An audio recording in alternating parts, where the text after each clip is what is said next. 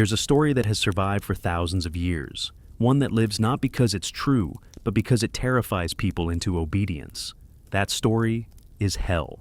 From childhood, millions are taught that if they question the sacred, if they doubt the divine, or even think the wrong thought, they could suffer forever. No trial, no mercy, just endless pain.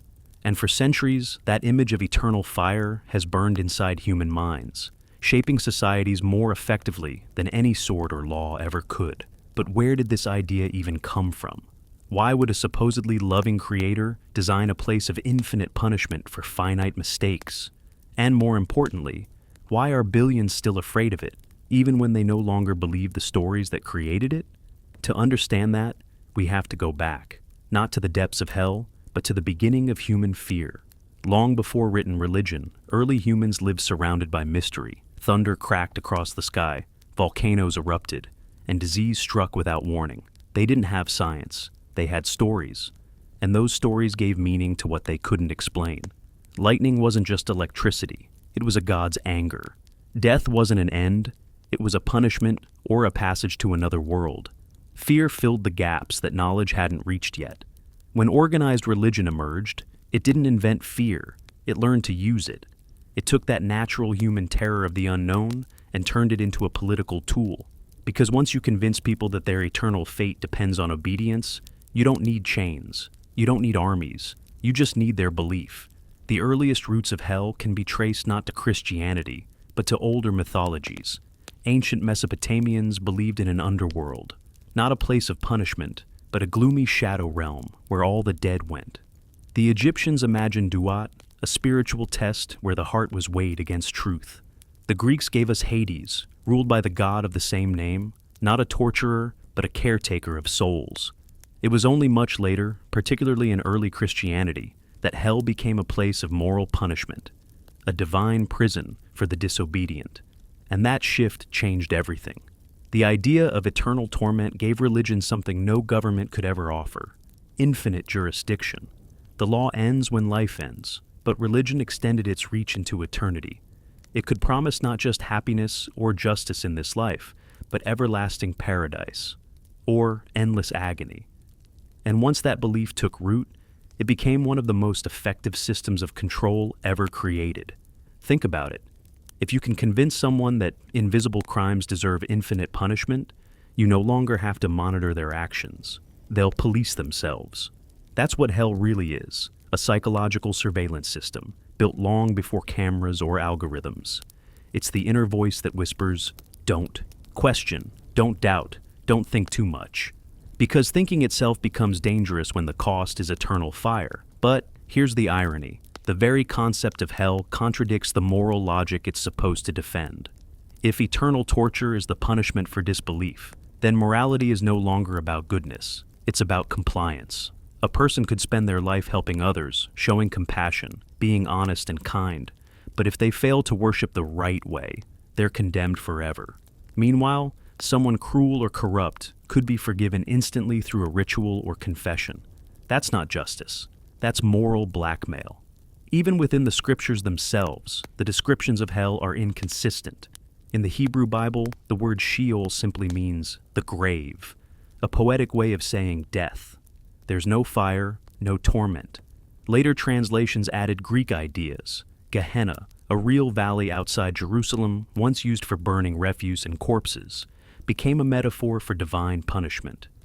Over time, it was no longer metaphorical. It became literal: flames, demons, and screams. The image evolved, absorbing folklore, fear, and imagination.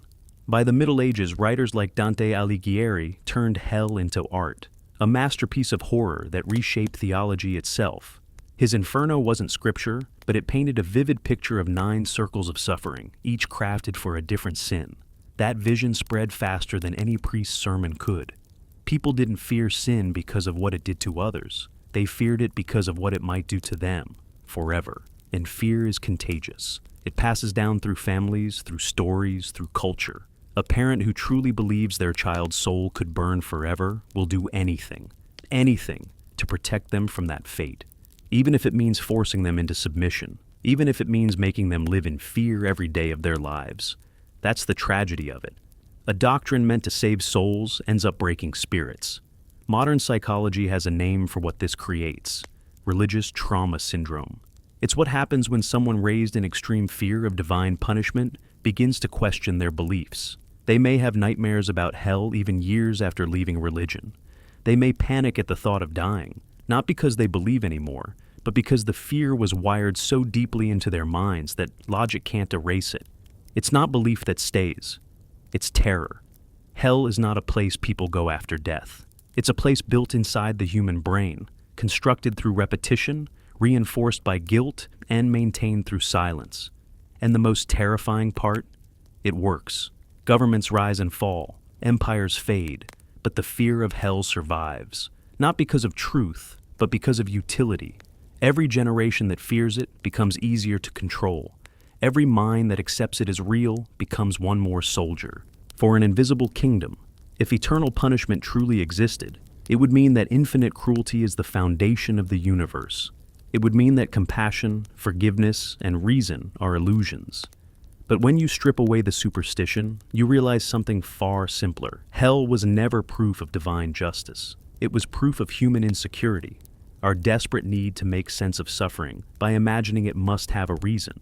We invented hell because we couldn't accept that life could be unfair without purpose. We created eternal torment to explain temporary pain. And over time, the story stopped being metaphor and became weapon. The priests who threatened it, the rulers who enforced it, the believers who spread it. Many of them probably thought they were doing good. But what they were really doing was teaching people to fear themselves. Every desire became suspect. Every doubt became sin. Every thought became dangerous. And when fear becomes a virtue, freedom becomes a crime. The human mind wasn't designed for eternal concepts. It evolved to deal with seasons, lifespans, beginnings, and endings. But the idea of hell doesn't play by those rules. It hijacks a brain built for survival and injects it with infinity. That's what makes it so powerful. When someone imagines eternal punishment, their body reacts as if the danger were real. The same systems that evolved to make us run from predators, the racing heart, the sweating palms, the knot in the stomach, are triggered by a story. Hell isn't experienced in the afterlife. It's experienced now, through anxiety, nightmares, and guilt. Modern neuroscience explains this as fear conditioning. If you pair a neutral thought, like questioning your beliefs, with a terrifying outcome, like eternal fire, enough times, your brain learns to associate the two. Even after you stop believing consciously, the fear response can still fire subconsciously. That's why people who leave religion often describe a haunting sensation of, what if? It's not faith holding them back, it's trauma. Religious fear works like a psychological virus. It's transmitted through repetition and authority. Every sermon, every warning, every Sunday school lesson reinforces the association. Doubt equals danger. And because the threat is infinite, no amount of reassurance feels safe enough to neutralize it. If a child hears that their smallest doubt could lead to eternal suffering, it rewires their concept of morality itself. Goodness becomes obedience. Truth becomes whatever the authority says it is. And that's where the genius, or cruelty, of hell lies. It's not just fear of pain, it's fear of your own thoughts. Theologians throughout history have understood this, even if they didn't admit it openly. St. Augustine once wrote that, "It is by fear that the soul is turned to God." Thomas Aquinas justified eternal torment by arguing that the sight of the damned would make the saved more grateful for their own deliverance. That is, paradise depends on someone else's suffering. What kind of morality depends on comparison? A cruel one, but a convenient one. Because if fear brings you to faith and pity keeps you there, the system sustains itself perfectly. Doubt becomes rebellion, curiosity becomes sin, and questioning becomes the ultimate act of pride. It's a psychological loop. You are told you are sinful by nature. You are told sin deserves punishment. You are told the punishment is infinite. You are told that only obedience can save you. At that point, belief isn't a choice, it's survival. That's why religions that emphasize hell often grow rapidly in their early stages. They don't need evidence, they need emotion. They bypass the rational brain entirely and target the amygdala, the fear center. Once a fear-based belief enters that region, it becomes insulated from logic. Arguing facts against it feels like trying to reason with a panic attack. But this mechanism isn't unique to religion. Political ideologies, cults, and even corporations use similar conditioning. They manufacture anxiety, fear of outsiders, fear of loss, fear of punishment, and then sell the cure. Religion simply perfected it by promising infinite rewards for obedience and infinite punishment for doubt. To see how deep that conditioning runs, consider this. There are people who genuinely believe that most of humanity, billions of souls, will be tortured forever. Their own neighbors, friends, or even family members. And yet, they call this worldview love. That's not because they're heartless. It's because they've been taught that mercy means warning others about the fire, not questioning whether the fire should exist. When your morality is built on fear, cruelty can feel like compassion. Psychologists call this cognitive dissonance, the discomfort of holding two conflicting ideas. You're told that God is love, but also that he'll burn people forever. To resolve that contradiction, the believer doesn't reject the concept of hell. They reinterpret love to fit it. They tell themselves that hell is justice, that it's the soul's own choice, that suffering forever is somehow fair. It's a form of moral gaslighting, convincing yourself that infinite cruelty is actually moral necessity. But beneath that rationalization, something doesn't sit right. Because deep down, people know that eternal punishment doesn't make sense. Even the most hardened believer feels a flicker of unease when asked, what kind of being would create creatures capable of error, then punish them eternally for it? That's why so many religious teachings discourage philosophical inquiry. Theologians call it mystery. Psychologists call it avoidance. The less you think about it, the safer you feel. And so, entire systems evolve to maintain that safety bubble. Churches emphasize ritual over reflection. Communities reinforce conformity by rewarding faith and punishing doubt. Stories of those who left the faith are framed as cautionary tales, not because they found truth, but because they risked damnation.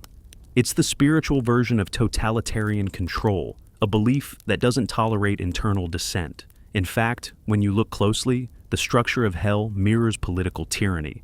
There's an unquestionable ruler, a strict hierarchy of punishment, a surveillance system of angels and demons, and an unending cycle of fear to keep everyone in line. That's not divine justice, that's celestial authoritarianism. Yet, because the threat is metaphysical, it's impossible to resist. You can rebel against a dictator, but how do you rebel against eternity? How do you protest a punishment that begins after death? You can't. That's the point. It's not coincidence that the peak of hell imagery in Western history coincided with the Church's greatest political power. In medieval Europe, sermons about eternal fire were not just theology, they were propaganda. Peasants who feared hell were less likely to question the corruption of clergy or the cruelty of kings. Fear of divine punishment translated directly into obedience to earthly authority. In many ways, hell was the first psychological prison. No walls, no guards, just the illusion of omnipresent judgment. And what's remarkable is that it still works, even in modern secular societies. Many people today who no longer attend church or call themselves religious still feel a residual fear of damnation. They might laugh about it, but when they hear the word hell, something stirs, a shadow of dread. That's the mark of successful conditioning, when fear survives belief. This is why religions rarely focus on proving that heaven exists. Hope isn't as reliable as fear. Hope can fade when life is good, but fear thrives even in comfort. It lingers, it whispers, and hell was engineered to whisper forever. Yet, there's another layer to this, one that reveals how fear of hell shaped not just individuals, but entire civilizations. It changed how societies viewed justice, punishment, and morality itself. It gave birth to ideas like eternal debt, inherited guilt, and the notion that suffering purifies the soul. Those ideas seeped into law, politics, and even modern culture. You can still see echoes of hell in how people talk about crime, failure, or poverty, as if misfortune were a sign of moral weakness, and punishment were the only path to redemption. The influence is everywhere, even where belief has faded. And so, to truly understand why fear of hell still haunts the modern mind, We need to trace how it left the church and entered culture, how it evolved from a religious threat into a psychological framework that governs how we think about guilt, justice, and even ourselves. The idea of hell didn't stay inside temples and churches. It leaked into politics, justice, and culture. Even after people stopped believing in literal flames, the logic of hell kept burning beneath society's institutions. It began with one simple equation: wrongdoing deserves pain. In theology, that pain was eternal. In society, it became law. From medieval Europe to modern America, you can trace a direct psychological lineage between the fear of divine punishment and our obsession with punitive justice. In the Middle Ages, almost every punishment was modeled on hell's structure: public, painful, and humiliating. Criminals were not just to be corrected, they were to be made examples of, so that others would fear sinning as well.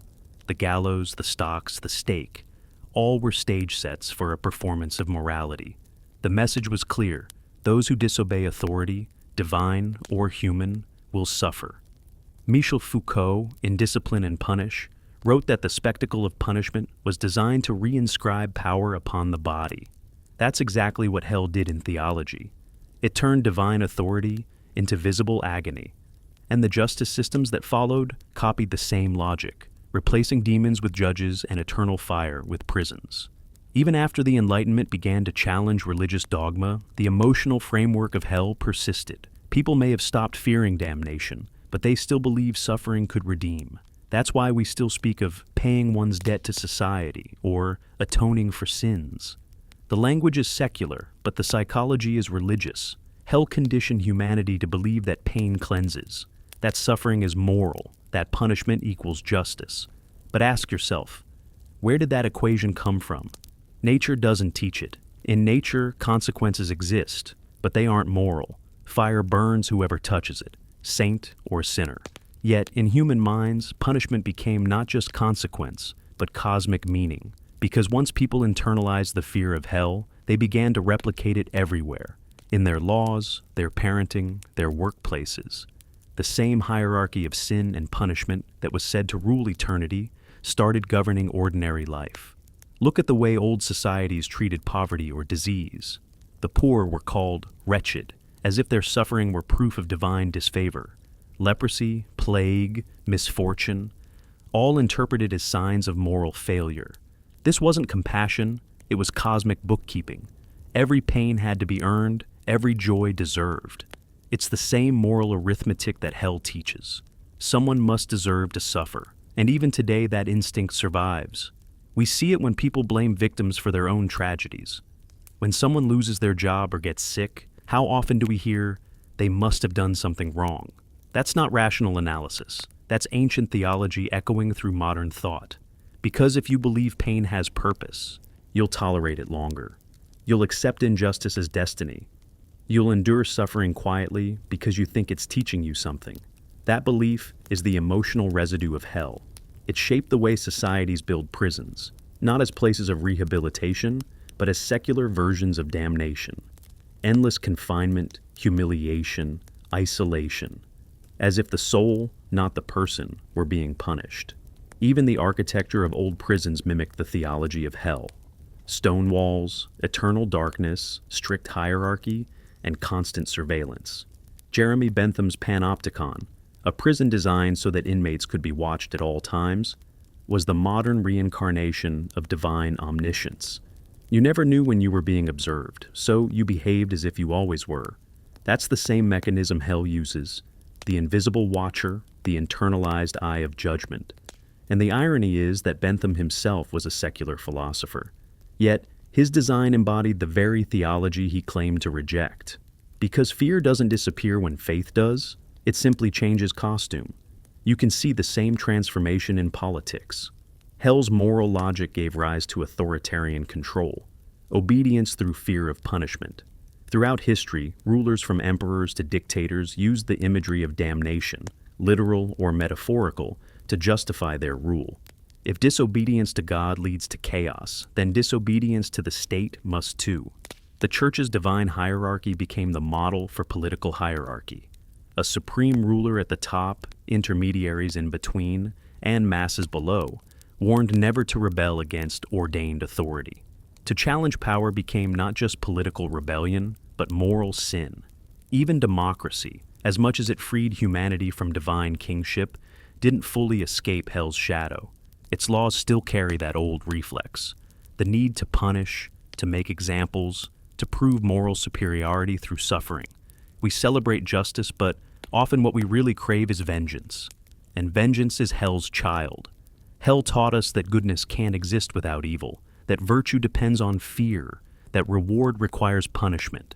It's a dualistic worldview, simple, dramatic, emotionally satisfying, but catastrophically wrong, because it replaces understanding with judgment, empathy with condemnation.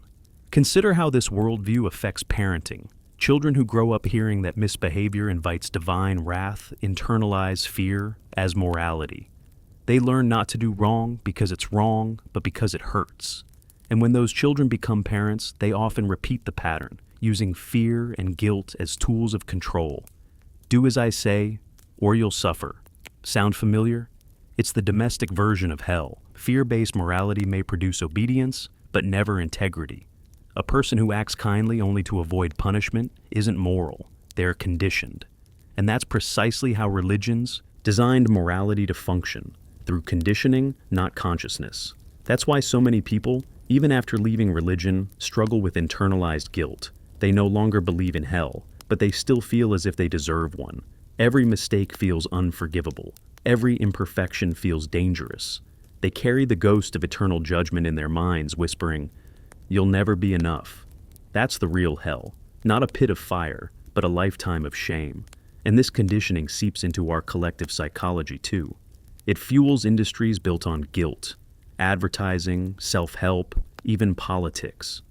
Buy this, and you'll be saved. Vote for us, or chaos will come. Follow this plan, or you'll regret it forever. Different words, same structure. It's hell's architecture repurposed for profit. Because fear works. It always has. It's simple, powerful, and endlessly renewable. The brilliance of hell's design is that it doesn't need to be true. It only needs to be believed once, deeply enough, to create a lifelong echo. And that echo becomes culture. You can see it in literature, from Inferno to Faust, from Milton's Paradise Lost to modern horror films. Hell fascinates us because it reflects something real inside us. Our fear of being beyond forgiveness. That's what keeps it alive. Not theology, but emotion. Even secular art and philosophy often unconsciously mirror this fear. When existentialists like Sartre wrote, "Hell is other people," he wasn't speaking of fire or demons. He was describing the psychological torment of judgment, shame, and the loss of authenticity. Hell became metaphor, then mindset, then identity. And so, the question is no longer, why fear hell? It's, why does the idea of hell still define how we think about right and wrong, even when we no longer believe in it? Because the emotional infrastructure of fear outlives the story it came from. We may no longer kneel before altars, but we still fear punishment. We still look for someone to condemn, someone to blame, someone to burn, even if metaphorically. The imagery of hell created a civilization addicted to retribution. It made us confuse justice with vengeance, morality with obedience, and suffering with redemption. And until we recognize that connection, we'll keep recreating hell, not below the earth, but right here on it. The next step in understanding this is to see how that same fear of eternal punishment didn't just shape social order. It shaped human identity itself. How the very concepts of sin, guilt, and the soul were constructed to keep the fear alive, to make every person feel perpetually unworthy and dependent on salvation. To understand how deep the idea of hell runs, you have to look at what it did to the concept of the self. Before religion moralized human nature, people didn't see themselves as inherently broken.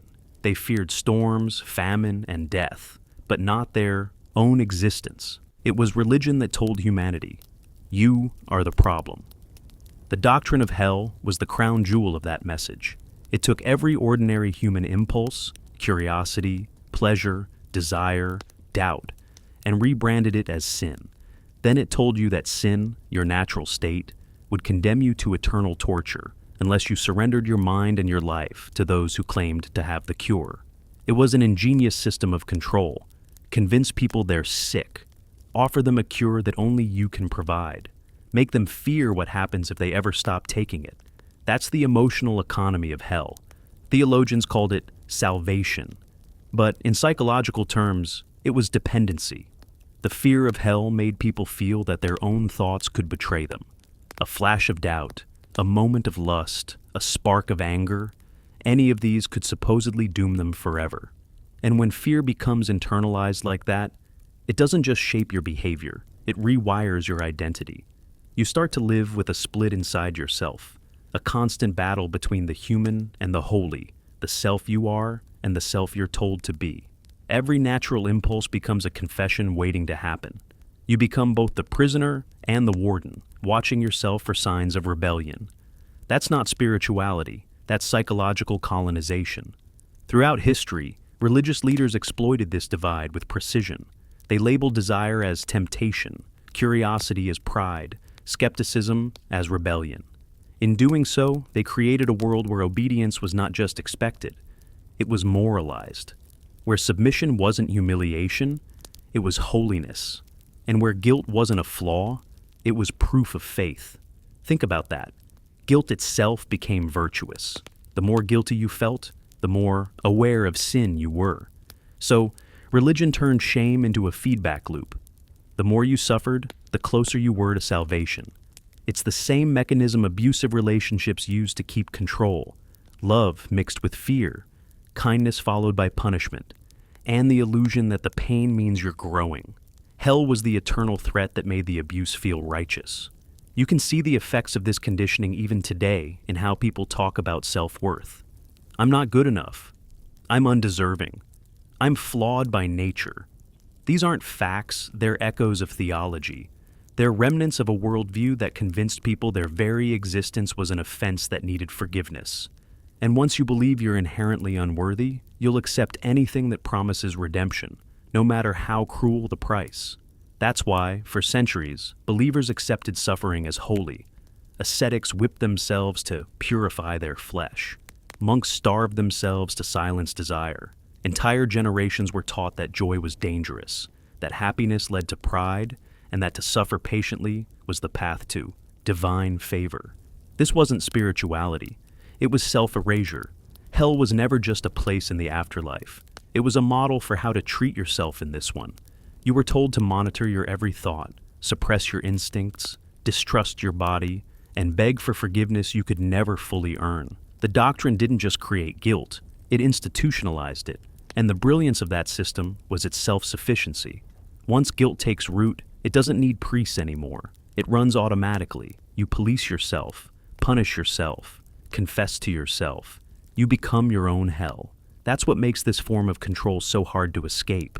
It doesn't rely on chains or laws. It's built into your conscience. And when you finally start to question it, the fear resurfaces. What if I'm wrong? What if I've gone too far? What if I deserve punishment after all? That's the trap. The invisible leash of terror, always pulling you back towards submission.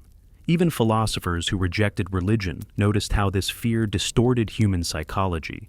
Nietzsche called it slave morality, a morality that glorified weakness, obedience, and guilt while condemning strength, joy, and pride. He saw it as a rebellion against life itself, a hatred of vitality disguised as virtue. When a person is taught to see their own instincts as sinful, they learn to distrust themselves entirely. And a person who distrusts themselves is easy to control. The fear of hell didn't just create believers, it created dependence. People so afraid of their own humanity that they needed constant forgiveness to feel safe existing. That's why, in many religious traditions, salvation is never guaranteed. It's always conditional, always just out of reach. Because certainty kills fear, and fear is what keeps the system alive. Even language itself began to reflect this. Words like purity, sin, virtue, temptation, redemption, they all assume that something inside you is wrong and must be corrected. But what if it's not? What if the thing you've been taught to hate about yourself, your desires, your doubts, your individuality, are the very things that make you human? What if the only real sin is believing that you were ever damned to begin with? That's the quiet rebellion hidden in every act of self-acceptance. Every time someone stops apologizing for who they are rejecting 1,000 years of theological conditioning. They are saying, I am not broken. That's heresy, not against God, but against fear. But the power of guilt isn't just personal, it's collective. Entire societies have been built on shared shame. When people internalize the idea that they are fallen, they become easier to manipulate as a group. A guilty population is a compliant one. You can sell them salvation, obedience, or nationalism, and they'll accept it. Not because they're convinced, but because they're afraid of being wrong. That's why religions throughout history have focused on children. The younger the mind, the easier it is to graft guilt onto it. Children trust their parents, their teachers, their priests. So, when they're told that disobedience hurts an invisible being who loves them, they believe it. That mixture of love and terror is one of the most potent psychological formulas ever discovered. It creates lifelong loyalty. And that loyalty doesn't just belong to the religion that taught it. It becomes a template for authority itself. That's why so many adults who leave religion still struggle with authority figures, with guilt, with the need to please. They were trained from birth to equate approval with safety, obedience with virtue, and fear with love. The human self, once free, curious, and instinctive, was reprogrammed into a frightened soul, desperate for validation. And hell was the operating system that made it run. It taught us to distrust joy, to see pleasure as dangerous, to interpret freedom as rebellion, to believe that guilt equals goodness. And when guilt becomes goodness, freedom becomes sin. That's the real triumph of hell. It made fear look like morality. It's why, even today, billions of people can't imagine a world without punishment. Not because they crave cruelty, but because they were taught that without fear, goodness would vanish, that without threat, we'd all descend into chaos, that love itself needs a whip to keep it pure. But that belief is a lie. It's the residue of a theology that couldn't imagine morality without terror. And so, it built one. A morality where you're never enough, never safe, never free. And the irony is that such fear didn't make people better. It made them smaller. It shrank the human spirit, caged imagination, and replaced wonder with worry. It's not that humanity feared hell, it's that humanity became hell, carrying it around in its conscience like an inherited curse. The next step in this exploration is to understand how this fear, once embedded in the human psyche, began to shape culture, art, and power. How hell became not just a belief, but a narrative lens through which humanity interpreted suffering, justice, and even love itself. Fear doesn't stay inside doctrine. It spills outward, shaping the stories people tell, the art they make, and the systems they build. When the myth of hell left the pulpit, it didn't vanish. It evolved into the background noise of culture itself. Look at art. In early Christian Europe, almost every painting, every stained glass window, every carving inside a cathedral told the same story. The damned screaming beneath the feet of the saved. Artists filled walls with flames, serpents, and demons tearing at bodies. Not because they'd seen such things, but because fear was a language everyone understood. Those images weren't decoration, they were warnings. In an age when most people couldn't read, pictures became sermons. You didn't need Latin to understand what was being threatened. The genius of those images was their intimacy. The faces in the fire looked like ordinary villagers. The condemned were bakers, soldiers, mothers, kings. Hell wasn't distant. It was personal. Every person looking at those walls could imagine their own reflection somewhere inside the flames. That's how you brand fear. You make it relatable. Medieval poets did the same. Dante's Inferno painted hell as a city of exquisite order, not chaos, but bureaucracy. Every sin had its proper place, every punishment its logic. That structure taught readers that the universe itself was a moral courtroom. Suffering wasn't random, it was deserved. And once you believe that pain equals justice, you stop questioning cruelty. Visual art did the emotional work. Literature did the intellectual work. Together, they turned theology into psychology. Even secular art inherited that template. Renaissance painters, Enlightenment poets, romantic novelists, all kept the flames alive. They might not have believed literally in demons, but the symbolism of punishment and damnation was too powerful to abandon. It dramatized guilt, it magnified desire, it made morality visible, and the audience, raised for generations on the same fear, needed those images. Hell was horror, but also habit. It gave meaning to pain and intensity to beauty. Over time, hell stopped being a threat and became a metaphor. Yet the emotional reflex remained the same. Pain still felt purifying. Rebellion still felt dangerous. You can trace the same logic straight into modern storytelling. Our movies and shows recycle hell constantly, even when they claim to reject religion. In horror, it's literal. Flames, demons, possession. In drama, it's symbolic. Guilt, loss, trauma. When a character descends into their own hell, the phrase feels natural because we've been taught that suffering is the price of growth. Even the visual language of hell survives. Red light for danger, underground for corruption, heat for shame. It's so embedded in culture that we don't notice it anymore. And the pattern doesn't stop at entertainment. Political imagery borrows the same vocabulary. Enemies are evil. Wars are righteous. Leaders promise to save people from the abyss. The world is still divided into the saved and the damned.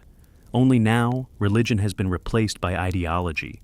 The propaganda posters of the 20th century look eerily like medieval murals. Angels turned into soldiers, devils into foreign enemies, salvation into victory. Different century, same psychology. That's the secret power of hell. It provides an emotional template that any system can reuse. Once you teach people that fear makes them safe, they'll accept any symbol that recreates that feeling. It doesn't matter whether the flames come from theology, nationalism, or consumer anxiety. The brain reacts the same way. Advertising knows this. Every fear-based campaign is a miniature sermon. You'll be undesirable if you don't buy this. You'll be left behind if you don't upgrade. You'll regret it forever if you miss out. Modern marketing doesn't preach salvation. It sells relief from imaginary damnation. Hell became psychology. Fear became currency. And the most fascinating part is how the aesthetic of hell became beautiful. Paintings of the apocalypse hang in museums. Operas about damnation fill theaters. Horror movies become art festivals. We've turned terror into entertainment. Because mastering it, even vicariously, feels like power. When an audience sits through a film about demons or serial killers, their heart races, adrenaline floods their blood, and then they leave the theater safe. It's a simulation of survival, the same mechanism that ancient sermons exploited. The difference is that now we pay for the privilege. But deep down, the emotional pattern hasn't changed. We still want to feel fear without being consumed by it. It gives meaning to safety. That's why the myth never truly disappears. It mutates into whatever form keeps the adrenaline alive. Even our technology reflects it. Social media algorithms reward outrage because outrage is fear mixed with pleasure. It keeps us scrolling, watching, arguing, trapped in digital circles of judgment and punishment. A million tiny hells flickering on screens, each one powered by attention. You can almost say that humanity didn't abolish hell, it networked it.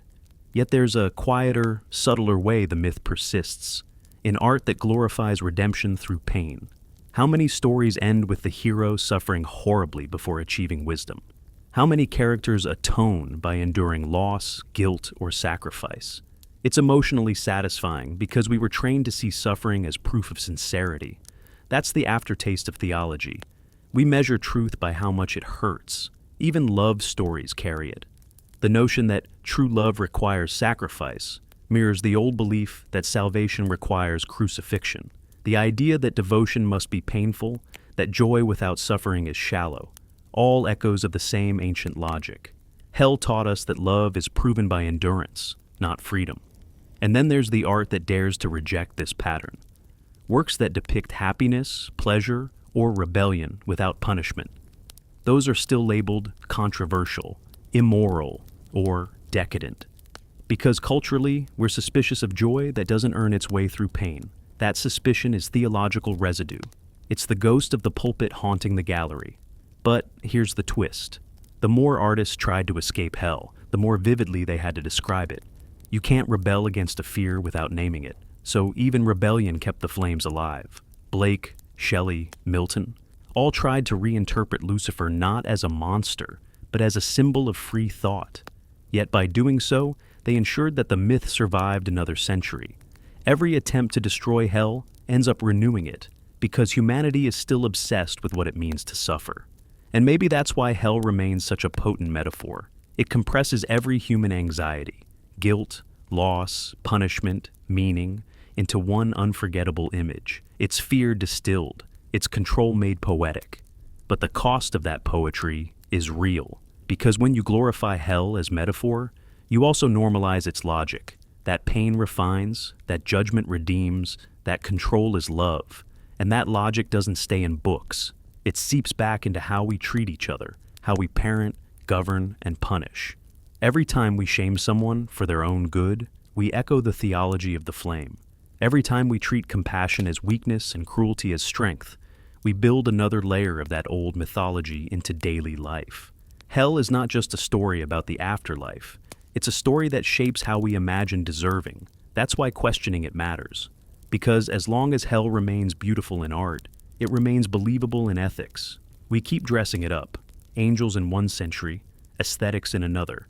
But the emotional core never changes. Control through fear. To understand how complete that control became, we need to look at how hell merged with political power itself, how empires, monarchies, and even democratic movements used eternal punishment to sanctify their rule, turning fear of God into loyalty to authority. Every empire needs a story, something that convinces people their suffering has meaning. For kings and emperors, the idea of hell was a political masterpiece. It created a cosmic hierarchy that mirrored their own, sanctifying power and obedience as eternal truths. When monarchs ruled by divine right, hell was their silent enforcer. If you defied the crown, you weren't just breaking the law. You were rebelling against God himself. The fear of eternal punishment made resistance feel like damnation. And that's how spiritual fear became political stability. The church and the throne worked hand in hand, each reinforcing the other's legitimacy. The priest warned of hell for sinners. The king punished them on earth. Together, they created a seamless system where disobedience was both a crime and a sin. Religion taught you to fear invisible authority. Politics gave that authority a face. It was a perfect feedback loop. The pulpit made people obedient to the throne protected the pulpit's privilege, and the people, terrified of both, learned to equate submission with virtue. Even revolutions couldn't fully escape this psychology. When divine kingship fell, new ideologies took its place, but they borrowed the same moral architecture. The Marxist enemy of the people, the fascist traitor to the nation, the capitalist failure of character, all were modern versions of the damned. They carried the same emotional charge: shame, exclusion, fear of eternal loss. Hell, once celestial, became political. Consider the Inquisition, the state's most explicit marriage of theology and power. Its goal wasn't just to punish heretics, it was to terrify the population into unity. Public burnings were theatrical sermons. The condemned became living illustrations of what awaited dissenters in the afterlife. Pain wasn't merely inflicted, it was broadcast. This technique didn't end with the Inquisition. You can trace the same logic in every authoritarian regime that relies on public fear to maintain control. Every dictatorship builds its own version of hell: a prison, a blacklist, a gulag. They all serve the same purpose: to make people behave through the imagination of suffering. Because once people believe punishment is inevitable, they stop questioning why it's deserved. That's the real genius of fear-based systems. They don't need truth, they only need inevitability. The idea that something terrible will happen if you disobey is enough to keep people in line indefinitely. And that idea was perfected by theology long before politics ever existed. The fear of hell taught humanity that authority is not to be questioned, but feared, that suffering is proof of righteousness, that submission is safety. It's easy to see how this mentality became embedded in the DNA of governments. Even secular leaders still invoke divine imagery when they speak of nation, destiny, or moral mission. Patriotism became a religion of its own, complete with saints, heretics, and holy wars. The eternal flame of nationalism burns where the fires of hell once did. And those flames are fed by the same emotions: guilt, fear, belonging, salvation. To question the nation becomes blasphemy. To die for it becomes martyrdom. The afterlife changes shape, but the psychological architecture stays identical. During the Crusades, priests promised that soldiers who died in battle would skip purgatory and enter heaven immediately. Centuries later, politicians promised the same spiritual reward under different names: honor, glory, immortality.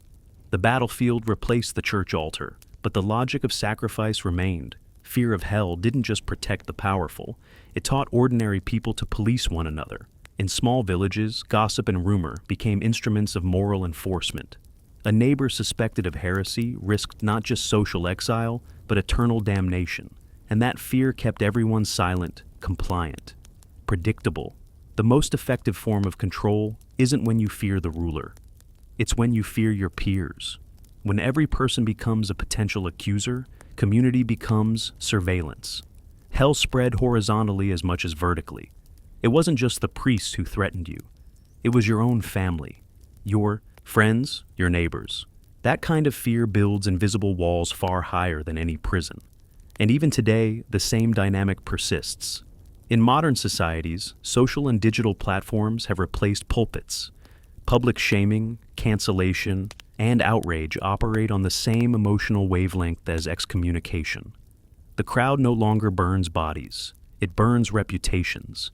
But the fire feels just as real. That's the secular descendant of hell, the fear of social damnation, the anxiety of eternal disgrace, amplified by technology. It doesn't need religion anymore, it's self-sustaining. Because the human nervous system doesn't differentiate between a literal hell and a psychological one, humiliation, exile, and eternal judgment all trigger the same terror. And so, the ancient architecture of hell lives on in our civic culture. We still believe in unredeemable sinners. We just call them criminals, outcasts, or monsters. We still believe in judgment without forgiveness. We just outsource it to algorithms and public opinion. The form changes, but the essence doesn't. Obedience through fear, belonging through guilt. You can see it even in the smallest rituals of modern life. The way people self-censor, apologize reflexively, fear being on the wrong side of collective morality. It's not hellfire anymore, it's psychological heat, and it burns through anxiety, not flames. But this cycle isn't invincible. History shows that every system built on fear eventually collapses under its own contradictions. Because fear may control behavior, but it can't sustain meaning. Eventually people ask, what if the punishment was never real? What if obedience bought us nothing? Those are dangerous questions, the kind that topple empires. When people stop fearing hell, they stop fearing authority. When they stop fearing authority, they rediscover dignity. That's why every oppressive regime, whether religious or secular, fights to keep fear alive. Without fear, obedience disintegrates. The Reformation was one such moment, a crack in the armor of hell. When people began to read the scriptures for themselves, they realized how inconsistent the doctrine really was. If salvation came through faith alone, why should fear still rule? And when that question spread, centuries of theological control began to crumble. But the fear didn't vanish. It migrated. When religion lost its monopoly, fear reinvented itself through new systems: economics, politics, ideology. Each promised salvation in its own way: success, progress, enlightenment. Each created its own kind of sinners: the lazy, the unpatriotic, the irrational. And each sustained itself with a familiar threat: failure equals ruin, unbelief equals chaos. Humanity never stopped fearing hell. We just started building it ourselves. The challenge isn't to destroy belief systems, it's to recognize the emotional mechanism they all share. As long as fear defines morality, freedom will always look dangerous. As long as obedience feels safe, power will always disguise itself as love. And the fear of hell, whether spiritual or secular, ensures that we mistake submission for virtue. It teaches us to kneel, not because we must, but because we've forgotten how to stand. To understand how deep this pattern runs, we need to look at how hell didn't just shape institutions. It reshaped our understanding of justice and morality itself. It convinced humanity that punishment is proof of goodness, and mercy is weakness. And that distortion still defines much of the modern world. Hell didn't just create fear, it rewired morality itself. It replaced empathy with obedience and turned justice into punishment. Once the idea of eternal torment took hold, morality stopped being about how we treat one another and became about how we obey power. The purpose of goodness shifted from compassion to compliance. And that change, though subtle, altered the course of human ethics for centuries. In early societies, morality was practical. Don't steal, don't kill, don't lie, because those acts destroy trust and stability. The reasoning was human, social, and immediate. But when hell entered the picture, morality gained an infinite shadow. Now, it wasn't just about consequences in this life, but judgment in the next. And once eternity was attached to ethics, proportion vanished. A finite act could now earn infinite punishment. A moment of doubt could outweigh a lifetime of kindness. The scale of justice became infinite and therefore meaningless. That's the core paradox of hell's morality. It claims to perfect justice, but destroys justice completely. Because justice requires proportion. Punishment must fit the crime, or it ceases to be justice at all. But in hell's logic, there is no fit. Every sin, however small, is infinite, because it offends an infinite being. And that justification allowed infinite cruelty to masquerade as fairness. Theologians called it divine justice. Psychologists would call it moral sadism. Once this logic took root, it bled into everything. Societies began to mirror the same imbalance in their earthly systems. Criminals were tortured publicly, not because it restored order, but because it symbolically reenacted divine wrath. Prisons became temples of suffering, where pain was confused with purification. And forgiveness, the one thing that could have broken the cycle, became conditional, rationed, and rare. Hell taught humanity to see mercy as weakness. If God himself could not forgive without blood, why should humans? So, vengeance became virtue, the executioner became holy, and cruelty, as long as it was righteous, became sacred. You can see the remnants of this in modern culture. We still glorify punishment, not just in our justice systems, but in our stories, our language, even our entertainment. Movies about revenge satisfy something ancient inside. Us, something shaped by centuries of theological conditioning. When the villain gets what he deserves, we feel catharsis, a shadow of divine judgment. That's hell's psychology, disguised as moral satisfaction. Even our legal vocabulary carries the echo. Words like penance, retribution, redemption. The courtroom in many ways became the church of the secular age. The judge replaced the priest, the sentence replaced the sermon, and the prison replaced the pit. It's the same ritual of guilt and absolution, but stripped of overt theology. And just as hell separated sinners from saints, modern justice still divides people into good and evil, absolutes that rarely exist in real life. Once you call someone evil, you no longer need to understand them. You only need to punish them. That's how hell trained the moral imagination, by simplifying it until compassion became unnecessary. But morality without compassion isn't morality. It's control dressed as righteousness. The most devastating part is how this thinking seeps into personal life. In relationships, in parenting, in communities. The reflex to punish rather than understand, to shame rather than guide, to dominate rather than connect. All of it mirrors the theology of damnation. Hell made power seem like protection. It taught generations of parents to discipline their children out of love, to instill fear for their own good. That phrase, for your own good, may be the most enduring echo of religious cruelty, because it justifies harm as salvation. You can see it in the way people treat themselves, too. Guilt becomes a form of self-punishment. Suffering becomes proof of sincerity. We measure our worth by how much pain we can endure, as if joy were arrogance and peace were undeserved. This isn't natural. It's inherited theology disguised as moral instinct.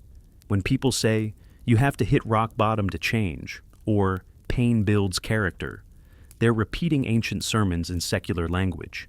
They're repeating hell's lesson, that goodness must be earned through suffering.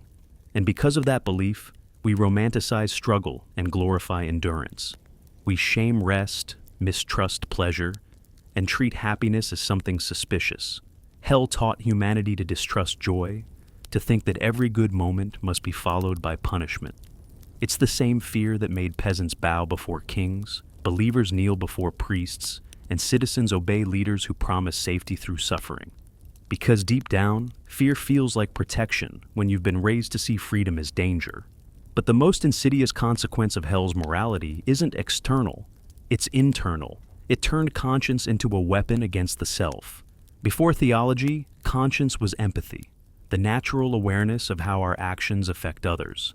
After theology, conscience became guilt, the constant suspicion that we might be offending an unseen judge. Every unapproved thought became a transgression. Every emotion required surveillance. That's why so many people, even after leaving religion, feel haunted by a vague sense of wrongdoing. They carry the echo of eternal judgment in their psychology, a voice that doesn't accuse them of crimes, but of existing imperfectly. That voice isn't conscience. It's the residue of hell. Hell trained the mind to see itself as dangerous, the body as treacherous, and desire as betrayal. And that self-mistrust is perhaps the most enduring form of control ever invented. Because once you've internalized your own punishment, no external ruler is needed. It's why systems of power rarely need to enforce fear overtly anymore. They only need to keep people anxious enough to question their own worth. The anxious are easier to rule. The guilty are easier to sell to. The fearful are easier to manipulate. Hell may no longer dominate pulpits, but its architecture survives in economics, politics, and personal psychology. It's in the scarcity mindset that tells people they'll never be enough. It's in the endless competition that defines success by others' failure. It's in every system that thrives on insecurity. Because fear is profitable, and hell was the prototype of every profit built on fear. But what happens when a society starts to see through it? What happens when people realize that morality doesn't need punishment, that compassion doesn't weaken justice, and that love can exist without fear? Then the illusion begins to crack, because hell depends on a single assumption, that people cannot be good without being afraid.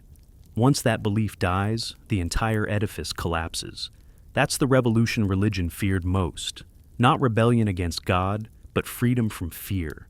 Because a person unafraid of hell is not just ungovernable by faith, they're ungovernable by any system that thrives on guilt.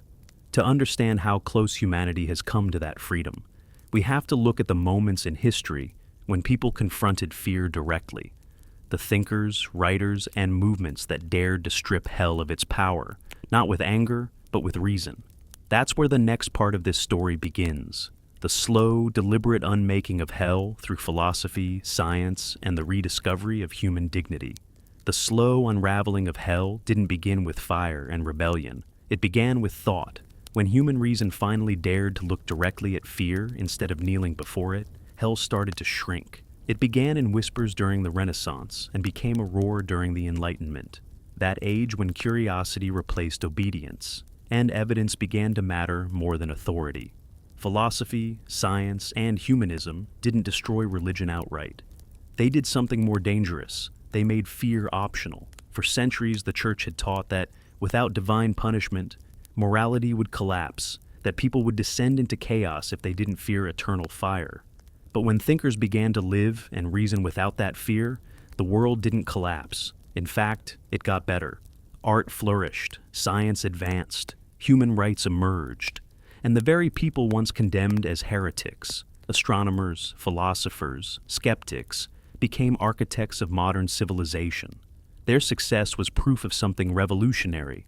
You don't need fear to be good. That realization was fatal to hell's authority. Because if morality can exist without terror, then the entire structure of divine punishment loses purpose. One of the earliest blows came from Baruch Spinoza, a 17th century philosopher excommunicated from his Jewish community for daring to claim that God and nature were one and the same, that there was no divine judge waiting to burn you, only natural law operating without malice or mercy. In his view, fear of punishment was ignorance, a misunderstanding of how the universe actually worked. He wrote, "He who loves God cannot strive that God should love him in return," meaning, morality born of fear or reward isn't morality at all. It's self-interest dressed as virtue. Spinoza replaced fear with understanding, and for that, he was condemned, not because he was wrong, but because he made hell unnecessary. Then came David Hume, who dismantled the moral logic of eternal punishment with surgical precision. He asked the question theology couldn't answer. How can a finite being commit an infinite offense? If human lives are temporary, then eternal punishment is not justice. It's tyranny. No human act, no matter how terrible, could justify infinite suffering. The moment you see that, the spell breaks. Hell stops feeling like morality and starts looking like cruelty with better marketing. Then came Voltaire, who mocked the absurdity of a God of mercy ruling through fear. He saw how hell had been weaponized, how priests used terror to control peasants while living in comfort themselves. Voltaire's satire was sharper than any sermon. Those who can make you believe absurdities, he wrote, can make you commit atrocities. He understood that fear-based belief wasn't harmless. It was the root of cruelty disguised as faith. The Enlightenment replaced revelation with reason, and guilt with inquiry. Instead of asking, what will happen to my soul? People began to ask, what is true? And that shift, simple as it sounds, was revolutionary. Because hell doesn't survive in the light of curiosity. It depends on silence, conformity, and unquestioned authority. The moment someone asks, why should an infinite being care about what I eat, whom I love, or what I think? The edifice begins to crumble. Science then struck the next blow. Astronomy revealed that Earth wasn't the center of the universe, and with that, humanity's cosmic self-importance started to fade. If the universe wasn't made for us, then maybe it wasn't made to punish us either. Darwin's theory of evolution completed the picture. Humans weren't divine creations who fell from grace. We were part of nature itself. And nature doesn't have heaven or hell. It just is. That realization was liberating and terrifying. It meant no one was watching, but it also meant no one was waiting to hurt you. The trade-off for freedom was responsibility. Without eternal judges, we became accountable to one another instead. Morality became a human project, not a divine command. And for the first time in history, goodness could exist without fear. That terrified those in power, because when people stop fearing punishment, they start demanding justice. When they stop believing they were born sinful, they stop accepting authority that claims to save them. The old world order depended on people staying afraid. The new one depended on them thinking. That's why every great movement of liberation, from the abolition of slavery to the rise of women's rights, had to battle not just oppression, but theology. Because the idea of hell didn't just haunt individuals, it justified systems. Every tyrant, every oppressor, every bigot who claimed moral authority did so with the same reasoning. I am saving you from damnation. Take away damnation, and that excuse dissolves. Even in modern times, remnants of hell's fear still linger in culture, in doctrines of sin, in shame around sexuality, in moral panic about progress. But each generation that questions it weakens it further. Every discovery that explains the world through evidence chips away at the need for divine terror. Psychology took the next step. It revealed that guilt, shame, and fear are not sacred forces. They're human emotions, shaped by upbringing and belief. Sigmund Freud described religion as a collective neurosis, born of the child's fear of parental punishment, projected onto the cosmos. Carl Jung saw hell as a symbol of the unconscious, not a place, but a state of repression and denial. In other words, the flames are inside you, not beneath you. And once you understand that, you can stop running from them. Modern neuroscience even explains why hell feels real to those raised on it. When a person imagines eternal suffering, the same neural pathways activate as when they experience real physical pain. The body believes the metaphor. That's why indoctrinated fear can outlast belief itself. The trauma gets stored biologically. But like any conditioning, it can be unlearned. You can rewire your own brain to stop responding to imaginary threats. You can teach yourself that safety doesn't require submission. That's the quiet revolution psychology achieved. Not by mocking belief, but by exposing its mechanics. It showed that fear of hell isn't spiritual insight. It's an emotional habit passed from generation to generation. And habits can be broken. Yet even as reason dismantled hell piece by piece, something fascinating happened. Instead of fading entirely, the myth evolved, adapting to modern anxieties. Hell no longer needed religion to survive. It began appearing in new forms: fear of failure, fear of rejection, fear of insignificance. These are the secular versions of eternal punishment. We no longer fear God's judgment. We fear the world's indifference. We no longer dread flames, we dread obscurity. But the mechanism is the same. The threat of meaninglessness takes the place of the old threat of damnation, and so hell persists, not as theology, but as metaphor, reinvented for every age that refuses to face its own fear directly. The question is, can humanity ever live without some version of hell? Can we build morality on compassion instead of terror, meaning on curiosity instead of guilt? That's the challenge modern thought has inherited. Not to replace one hell with another, but to finally outgrow the need for any. And to see how close we are to that freedom, we have to look at the cultures and individuals who've learned to live without fear, who've replaced eternal punishment with responsibility and guilt with awareness. Because when hell dies, something extraordinary is born in its place. A morality grounded not in fear of being punished, but in love for what can be created. When people finally began to imagine a world without hell, they didn't fall into chaos. They began to build. Humanism was born, not as a rebellion against morality, but as a reclamation of it. If fear could no longer define what it meant to be good, then something else had to. Empathy, reason, and shared responsibility. It was a quiet revolution, but it reshaped everything. Art turned its gaze from heaven and hell to humanity itself. Painters started portraying ordinary people, not saints or demons. Writers stopped warning of punishment and started asking what makes life meaningful. And scientists stopped praying for miracles and began creating them. The human mind had been staring down for centuries, terrified of the abyss. Now, it finally looked up. It's easy to underestimate how radical that shift was. For thousands of years, meaning had been monopolized by religion. Life's purpose wasn't to live, but to prepare for death.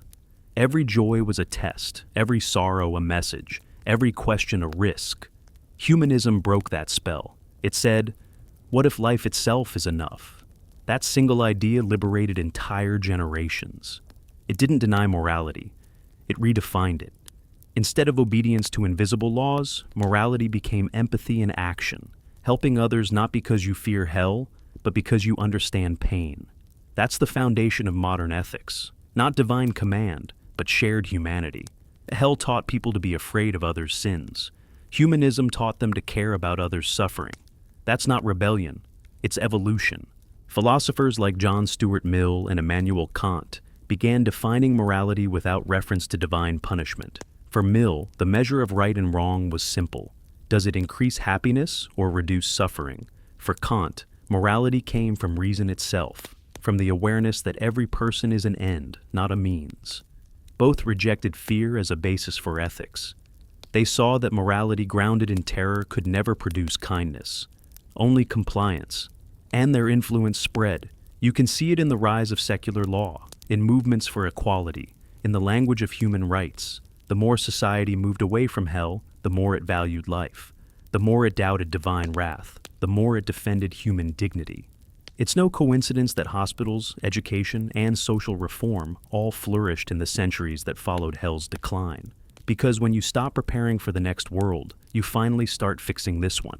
Yet the ghost of hell never fully vanished. It lingers in guilt, in shame, in the quiet fear that joy must have a price. It hides inside the thought, I don't deserve this happiness. That's the last remnant of a theology that taught billions to feel unworthy. But awareness is freedom. Once you see the mechanism, it loses power. When you understand that guilt isn't proof of virtue but residue of conditioning, you stop mistaking pain for meaning. That's the psychological frontier humanity is still crossing. The shift from fear-based ethics to self-aware morality is not easy, because fear gives simple answers: good, evil, heaven, hell. Freedom gives none. It demands thought, empathy, and courage. And courage has always been hell's true opposite. Hell says, obey or suffer. Courage says, understand and choose. That's why totalitarian regimes, religious extremists, and moral authoritarians of every era have always feared free thinkers. Not because they threaten truth, but because they threaten fear. A person who understands fear no longer needs it, and that makes them impossible to control. You can see this transformation in art again, in the works that dare to depict goodness without divine supervision. When Victor Hugo wrote Les Miserables, he didn't need hell to explain suffering or redemption. He replaced divine wrath with human compassion. The bishop who forgives the thief doesn't do it out of fear of God. He does it because he understands mercy. That scene is not theology. It's the human soul remembering itself. In music, too, hell began to lose its monopoly on grandeur. Composers once wrote requiems for the damned. Now they wrote symphonies for life, for joy, for freedom. Beethoven's Ninth, with its Ode to Joy, was a hymn not to heaven, but to humanity united in reason and love. It's what the sound of liberation from fear actually feels like. In science, this liberation took another form. The scientific method itself is a rejection of hell's psychology. It doesn't punish error. It learns from it. It doesn't condemn ignorance. It investigates it. Every experiment is an act of forgiveness. Every discovery, a refusal to fear the unknown. Science replaced the theology of guilt with the courage of curiosity. And yet, even now, parts of society still cling to hell's shadow. They fear a world without fear, because they mistake fear for order. They ask, without punishment, what will stop people from doing wrong? But the answer has been with us all along. Empathy, understanding, the simple awareness that others can feel pain as you do. That awareness, not fear, is what holds civilization together. You can test it anywhere. A child comforted instead of threatened learns compassion, not terror. A worker treated with respect instead of fear becomes responsible, not resentful. A society that educates instead of punishes becomes stable, not chaotic. Fear builds obedience. Empathy builds civilization. And yet, we still see traces of the old order, in leaders who invoke fear to rally followers, in cultures that shame difference, in ideologies that promise salvation through suffering. They are all fragments of hell wearing modern clothes. But you can feel the balance shifting. More and more people are realizing that morality doesn't need walls of fire, only understanding. That meaning doesn't require eternity, only depth. That the soul, whatever it is, doesn't need saving. It needs living. Humanity's greatest moral progress didn't come from commandments. It came from compassion.